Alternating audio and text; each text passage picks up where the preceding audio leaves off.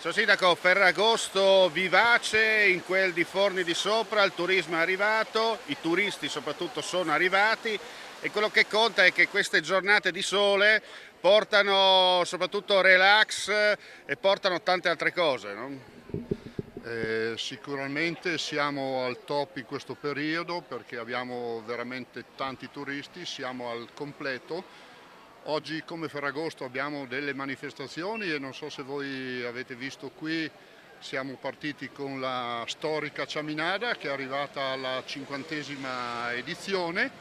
Abbiamo superato tutti i record perché abbiamo 1000 partecipanti, per cui in una giornata splendida con le Dolomiti che ci aiutano in tutto e dappertutto, credo che sia il massimo possibile per farli. A caso lo slogan è Forni di Sopra, Dolomiti in tutti i sensi, no? Esatto, le Dolomiti sicuramente è il nostro fiore all'occhiello e ci aiutano veramente in tutto quello che noi proponiamo e vogliamo per Forni di Sopra in questo periodo. Ultimo rush per quanto riguarda questa stagione estiva, ma si lavora già per quella invernale.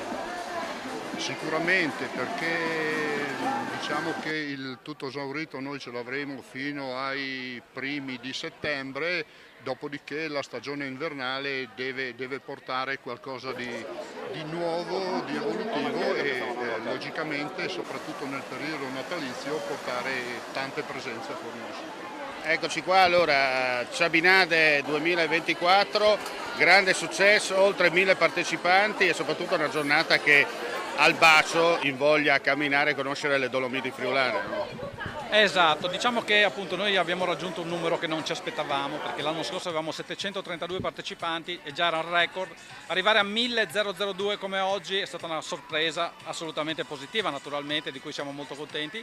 La giornata era perfetta dal punto di vista climatico, quindi questo sicuramente ha aiutato l'evento per forza. Poi questa cosa è fatta anche proprio per far conoscere le Dolomiti, Forni di Sopra, il parco delle Dolomiti anche, proprio a persone che magari ancora non lo conoscono. E quest'anno abbiamo avuto anche un bel incremento proprio di gente che in realtà non era mai venuta a partecipare a questa prova, quindi nell'elenco dei nostri iscritti delle precedenti edizioni non c'erano.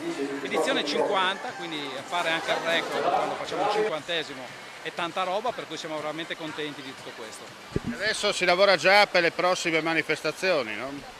Adesso abbiamo la prossima manifestazione nostra, sarà il 25 di agosto, il Trail delle Dolomiti, che è nella zona proprio del parco delle Dolomiti friulane. Si parla di, l'anno scorso erano circa 200 atleti, questa è una gara dove bisogna avere i certificati medici, essere a posto naturalmente.